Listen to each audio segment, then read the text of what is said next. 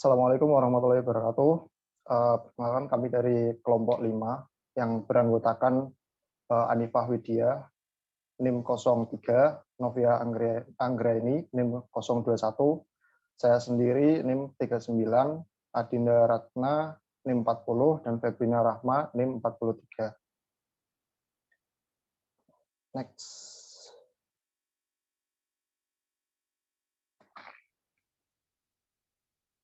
Nah, kelompok 5 di sini akan memaparkan mengenai pengawasan lembaga PAUD. Bisa langsung di next. Nah, pengertian pengawasan lembaga PAUD. Untuk pengertian pengawasan lembaga PAUD akan dipaparkan oleh Anifah. Kepadanya dipersilakan. Oke, baik. Terima kasih moderator atas waktunya. Teman-teman, sebelum kita membahas lebih lanjut mengenai pengawasan lembaga PAUD lebih lanjut, maka kita akan mengetahui dulu nih, apa sih pengertian dari pengawasan itu sendiri. Di sini ada beberapa pengertian menurut para ahli. Yang pertama yaitu menurut Tabrani, yang mana beliau menyampaikan bahwa pengawasan lembaga PAUD ini merupakan pengendalian yang dilakukan dengan melaksanakan pemeriksaan, kemudian penilaian kemampuan, meningkatkan dan menyempurnakan baik pendidikan maupun juga bidang operasional. Sedangkan menurut Robinson, pengawasan lembaga PAUD ini merupakan sebuah kontrol memonitor aktivitas-aktivitas untuk mengetahui apakah anak-anak ini memperoleh dan memanfaatkan sumber-sumber secara efektif dan efisien dalam rangka mencapai tujuan dan memberikan apabila tujuan tersebut tidak tercapai.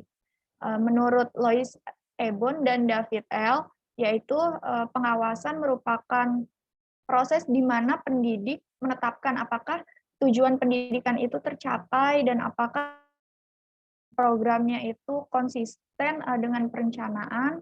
Sedangkan yang terakhir yaitu menurut Johnson, yang mana kontrol atau pengawasan ini merupakan fungsi sistem yang melakukan penyesuaian terhadap rencana. Kemudian juga mengusahakan agar penyimpangan-penyimpangan yang ada itu hanya dalam batas-batas yang dapat ditoleransi atau batas wajar, seperti itu.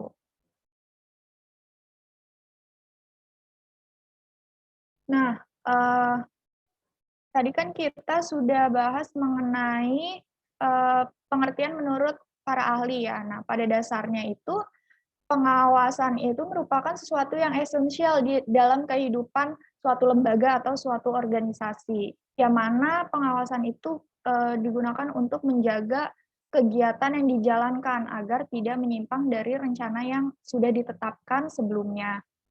Dengan pengawasan itu kita akan mengetahui nih apa saja sih keunggulan dari lembaga atau organisasi itu dan juga kelemahan-kelemahannya dalam pelaksanaan pendidikan. Di sini lanjut kita akan bahas mengenai pengawasan.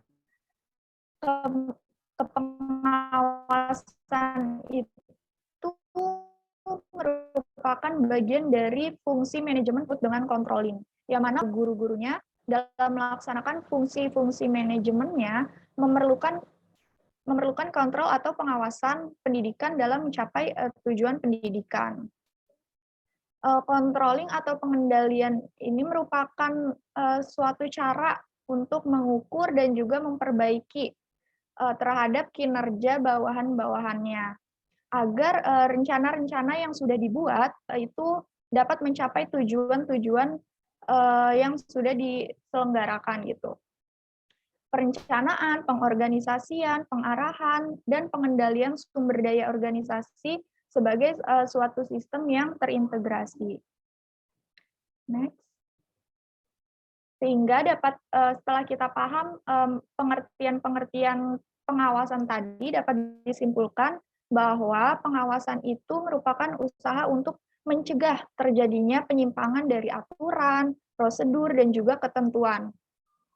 Dengan kita melakukan pengawasan atau controlling ini, diharapkan penyimpangan yang mungkin terjadi itu dapat ditekan sehingga kerugian itu dapat dihindari atau bahasa mudahnya adalah dapat diminimalisir seperti itu.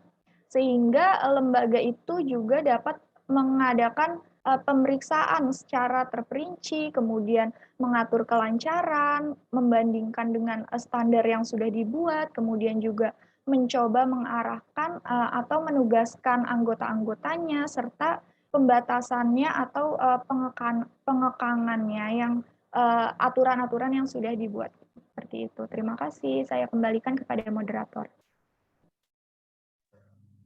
Terima kasih kepada Anifah yang telah menjelaskan mengenai pengawasan itu sendiri. Nah, selanjutnya akan dijelaskan mengenai prinsip pengawasan lembaga PAUD. Jadi next. Nah, untuk prinsip pengawasan lembaga PAUD ini ada 4 hal. Nah, ini akan dijelaskan oleh Novia. Kepadanya dipersilahkan. Selanjutnya ada prinsip pengawasan lembaga PAUD. Jadi yang pertama ada prinsip tercapainya tujuan, yaitu pengawasan ditunjukkan ke arah tercapainya tujuan dengan cara melakukan tindakan perbaikan terhadap penyimpangan atau definisi dari rencana awal. Lalu yang kedua ada prinsip efisiensi pengawasan. Jadi prinsip ini bertujuan untuk menghindarkan deviasi dari perencanaan yang mungkin terjadi dan menimbulkan masalah di luar dugaan. Yang ketiga ada prinsip tanggung jawab pengawasan, yaitu prinsip ini menekankan bahwa pelaksanaan pengawasan dapat terlaksana dengan baik jika pimpinan bertanggung jawab penuh terhadap program yang direncanakan.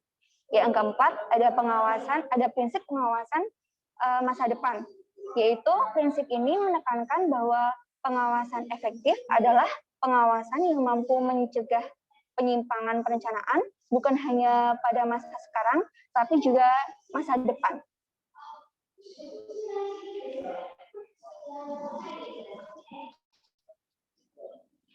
Selanjutnya ada fungsi pengawasan. Fungsi pengawasan ada 5. Yang pertama ada fungsi pelayanan. Jadi fungsi pelayanan ini untuk peningkatan profesionalitas. Yang kedua ada fungsi penelitian. Fungsi penelitian ini untuk memperoleh data yang objektif dan relevan. Yang ketiga ada fungsi kepemimpinan, yaitu fungsi ini agar para karyawan memiliki kecerdasan memecahkan persoalan yang ada kaitannya dengan pelaksanaan rencana kerja. Yang keempat ada fungsi manajemen. Jadi fungsi manajemen ini agar orang-orang yang dibina dan diarahkan memiliki kemampuan mengelola tugas dan kewajibannya dengan baik dan mengembangkan profesionalnya.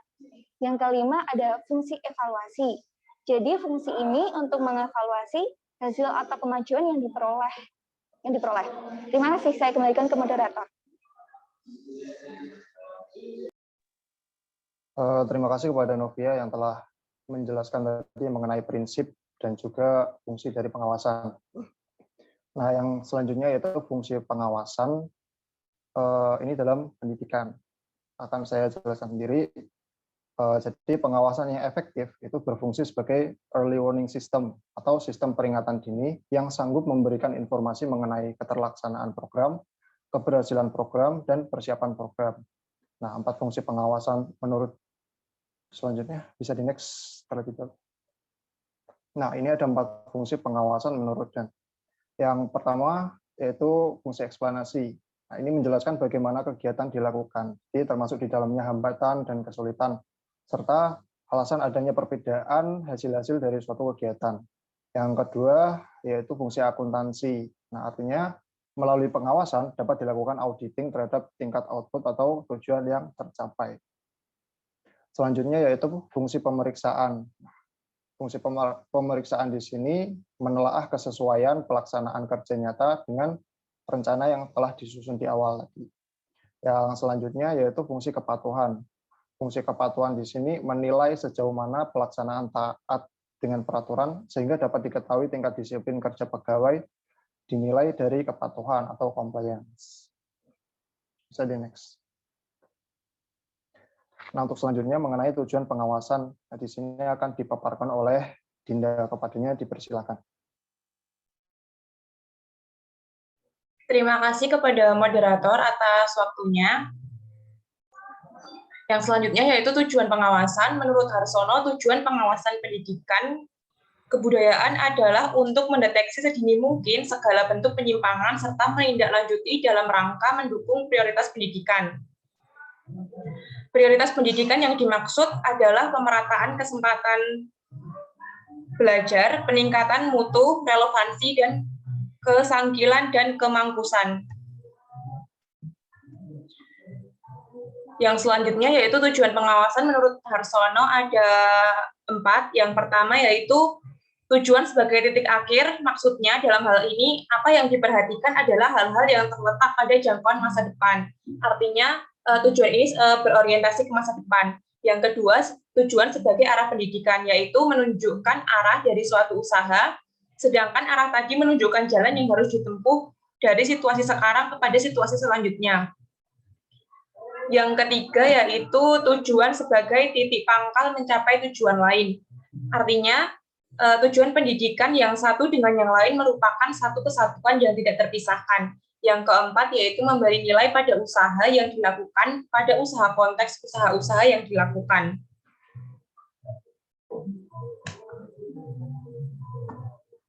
Sekian, terima kasih. Saya kembalikan ke moderator. Terima kasih pemaparannya, Dinda.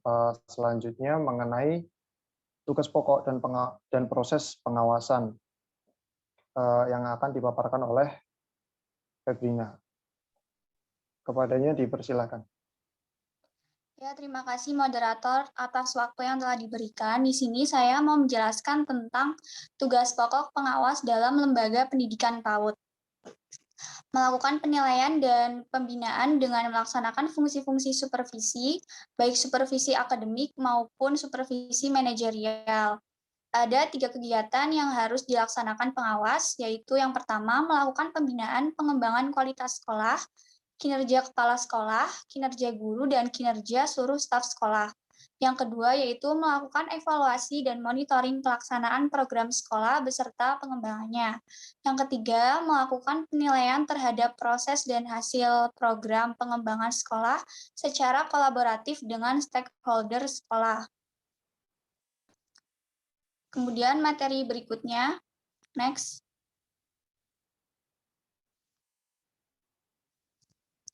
Tingkatan proses pengawasan.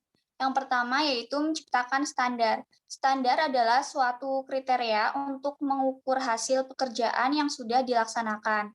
Yang kedua, pengukuran atau penilaian pelaksanaan. Hal ini untuk mengetahui sampai berapa jauh adanya penyimpangan-penyimpangan yang telah terjadi. Yang ketiga yaitu tindakan perbaikan dari penyimpangan-penyimpangan. Langkah ketiga ini tujuannya adalah untuk memperbaiki dan menyempurnakan segala kegiatan, kebijaksanaan, serta hasil kerja yang tidak sesuai dengan rencana atau standar. Terima kasih, saya kembalikan ke moderator. Terima kasih kepada Febrina atas pemaparannya. Yang selanjutnya mengenai langkah-langkah pengawasan. Bisa di next. Nah, ini akan saya jelaskan sendiri.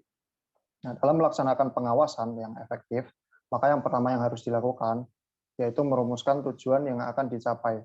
Nah, tujuan ini merupakan motif lembaga didirikan. Jika tujuan ini sudah jelas, maka perlu ditetapkan ukuran atau standar yang menjadi patokan ideal dari pekerjaan yang akan dilakukan. Nah, pengukuran standar harus diikuti pengukuran hasil kerja yang dicapai. Adanya patokan dan pengukuran standar sangat perlu untuk mengetahui penyimpangan atau variance. Jika angka penyimpangan sudah diketahui, maka barulah dapat melakukan tindakan koreksi. Nah, adapun langkah-langkah proses pengawasan bisa teman-teman lihat di layar. Yang pertama, merumuskan standar dan metode pengukuran kegiatan. Karena perencanaan merupakan tolak ukur merancang pengawasan, maka langkah pertama dalam proses pengawasan adalah menyusun rencana. Akan tetapi, karena perencanaan berbeda dengan perincian dan kerumitannya, dan manajer juga tidak dapat mengawasi semuanya, maka harus ditentukan standar khusus. Nah, dengan adanya standar khusus ini, maka dengan mudah untuk mengetahui penyimpangan kualitas pelayanan. Standar harus jelas, tepat, dan dapat terukur termasuk dalam batas waktunya, sehingga mudah dikomunikasikan dan dilaksanakan oleh para pelaksana. Langkah yang kedua yaitu mengukur kegiatan yang dilakukan. Nah, langkah kedua dalam pengawasan adalah mengukur dan mengevaluasi prestasi kerja terhadap standar yang telah ditentukan. Hal ini dimaksudkan agar penyimpangan-penyimpangan yang mungkin terjadi dapat diketahui terlebih dahulu. Langkah selanjutnya yaitu membandingkan atau melihat apakah kegiatan sesuai dengan standar.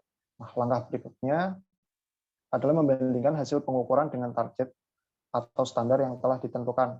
Bila prestasi sesuai dengan standar, manajer akan menilai bahwa segala sesuatunya berada dalam kendali. Yaitu membandingkan, di sini yang dimaksud membandingkan yaitu membandingkan hasil yang dicapai dengan target atau standar yang telah ditetapkan. Proses ini akan menemukan adanya penyimpangan-penyimpangan antara standar dengan realitas di lapangan. Apakah sudah tercapai? Nah, langkah yang terakhir, melakukan tindakan koreksi. Melakukan tindakan koreksi atau action, yaitu keputusan mengambil tindakan koreksi atau perbaikan. Apabila terjadi penyimpangan antara standar dengan realitas di lapangan, maka perlu dilakukan tindakan follow-up berupa koreksi terhadap penyimpangan yang terjadi. Nah, ini ada menurut Handoko, tindakan koreksi yang mungkin dilakukan yaitu dapat berupa mengubah standar mula-mula. Nah, barangkali terlalu tinggi atau terlalu rendah standar yang telah ditetapkan. Yang selanjutnya yaitu mengubah pengukuran pelaksanaan atau bahkan mengganti sistem pengukuran itu sendiri. Ya,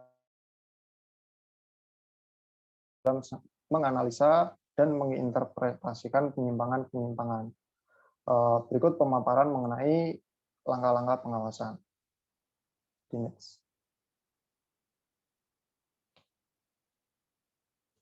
terima kasih. Demikian pemaparan dari kelompok 5 mengenai pengawasan lembaga PAUD. Kurang lebihnya saya mohon maaf. Assalamualaikum warahmatullahi wabarakatuh.